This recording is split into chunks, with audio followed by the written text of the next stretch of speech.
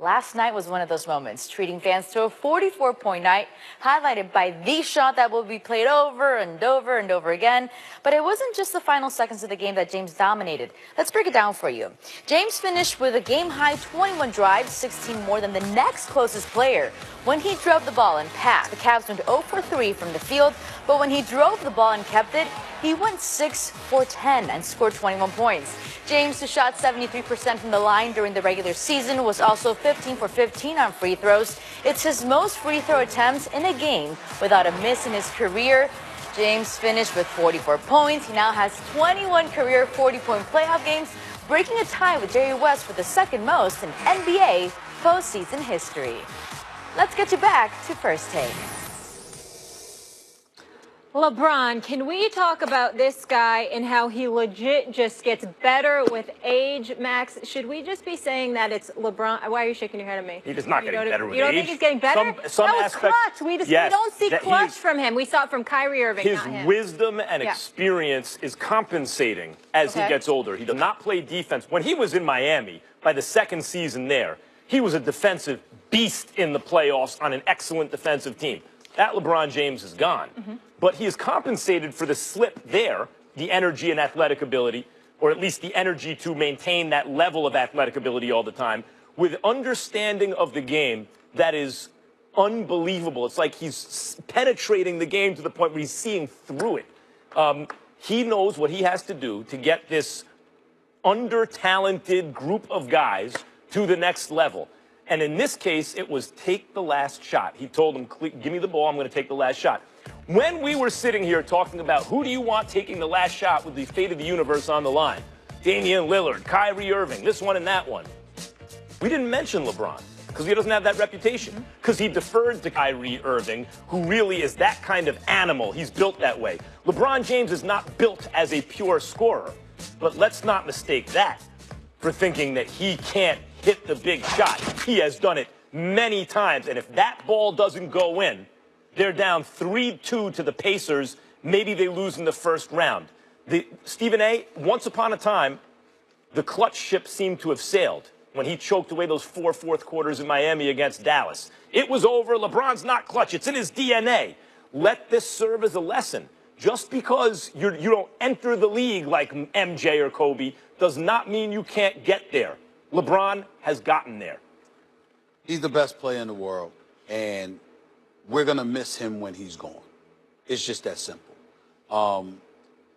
They looked subpar in the first half. This dude comes out in the second half, third quarter. They go on a 19-3 run. He scores 15 points in the third quarter and literally bullied his way through. He was a man amongst boys. It was one of those situations where he said, we just ain't going out like this. We're just not going out like this. And we'll talk about somebody that was even better at that mantra than he was last night in just a couple of minutes. But the thing about it is that LeBron James did the kind of things you would expect from somebody who is supposed to be the best. He was incredible. And so it's one of those situations where you sit back, and it was the kind of performance, if I could put it in this perspective, it was the kind of performance that made you sit back and actually feel guilty of the times you're critical of him. That's how great it was. I'm talking about in terms of attitude, not just performance. In terms of, just having one of those moments where you're the best in the world. All right, show it to us. And he said, okay, here it is. Did I think that was a goaltending against Oladipo for the letter of the law? Yes, it was a goaltending. No question about that, because it touched the backboard first. Me personally, with the minds, seeing it in real speed, real time, I wouldn't have called a goaltending call either. But with the letter of the law, because of what is written in the books, it was a goaltending.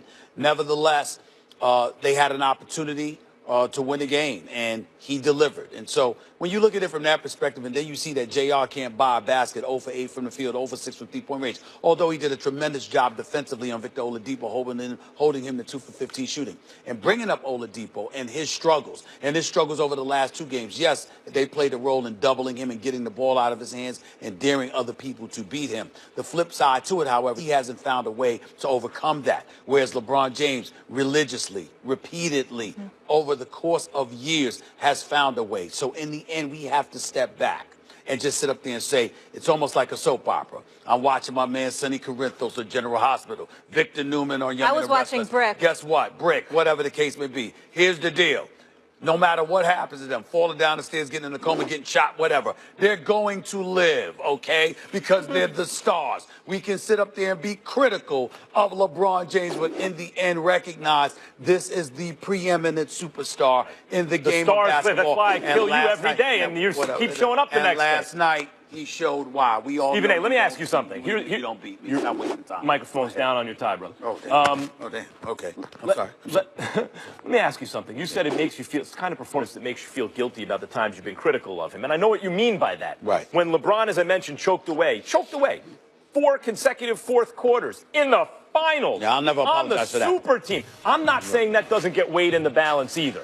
Right? You're going to compare him to Michael Jordan. He's going to come up a little bit short because Jordan at his peak was a little better and because of moments like that. But you have also, I've heard you, when we're talking about LeBron on the all-time list, use the fact that he didn't get to the league as a crunch time killer the way Kobe did, obviously the way Jordan did, even with the attitude of a Russell Westbrook. Whether or not Westbrook's always effective in those moments, he wants it. Are you ready now to admit that though he didn't get to the league that way, he is that way now, and not hold that against him when you're comparing him to other non-Jordan players, given the quality of his prime? No, I'm not ready to say that. Here's why. Because when we judge players, we judge them in totality. You know, we remember the air balls that Kobe shot when he was a rookie just as much as we remember the championships and the great performances en route to his first championship when Shaq fouled out and he ultimately sat up there and took over against the Indiana Pacers. We remember these things. We take everything into account. And remember, what these guys have to do is put on their big boy pants and grow up and understand just because we're sitting there and saying you're not something, we are in no way diminishing your greatness. We are just saying there's levels to this. Now, when you talk about a guy like Michael Jordan, there is a level that is not going to be. Let's leave Jordan out because my point is, let's take Jordan out. Let's put Kareem. Let's put Russell. I'm just saying. I'm not comparing LeBron to that. I'm simply saying when we look at Kareem, when we look at Will Russell, when we look at Wilt Chamberlain, we take everything into account. We don't omit things. Right. So I understood. That's all I'm saying. I agree with that. Right. My point is the quality of LeBron's career, his prime, how long he's sustained this level of excellence, the whole thing. Other than Michael Jordan, I don't know that finals against Dallas is, in fact, I'm saying it's not, is enough to keep him below anyone in the modern era other than maybe Kareem. Jordan and Kareem. I put LeBron right now, today, ahead of everyone else. Magic, Bird, I can agree with Kobe, that. I can agree with Shaq, that. I can agree with that. But what you don't have to deal with, and people like myself do have to deal with, we have folks in LeBron's camp who try to act like he should be put above Jordan and Kareem. And so that's where the arguments come in. When you make it like that, sure. But when you start saying, well, you know better than Jordan or better than Kareem, by the way, the all-time leading scorer, a 6-time champion, a 19-time right All-Star. there with Kareem. No, wait a minute. With the greatest, the only person, not just the greatest, the only person in the history of basketball with an unstoppable move. The only person, well, listen, not the first, not only that, not the last, high school, the only, high school, college, pros, everything. The sky hook is the only unstoppable move in the history of the sport.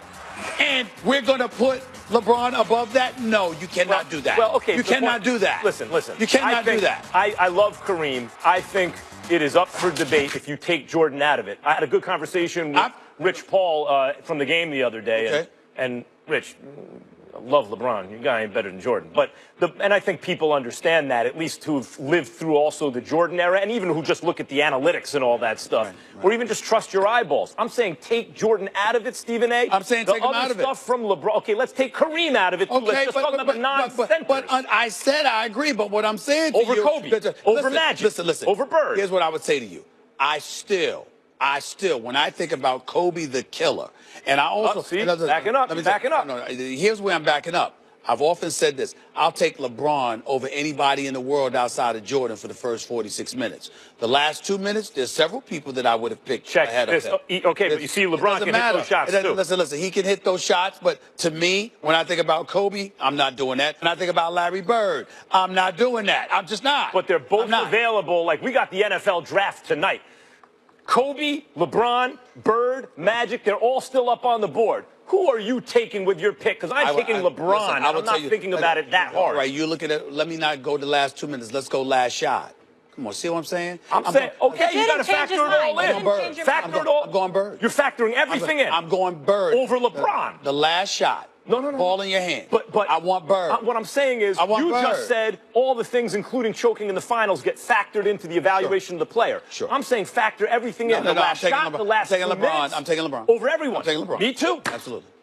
Yeah, all-time great dominance last night. Showed clutch on both ends. A really impressive performance. Still to come, though, Russell Westbrook. How about his? The Thunder, 1 game closer to the Jazz after his big night, but will they come back all the way and win this series? Curious to hear what the guys have to say on that. Plus, more on the Josh Allen controversy. Mel Kiper will weigh in on possible ramifications from Allen's offensive tweets. Don't go anywhere. It's First Take. Whoa.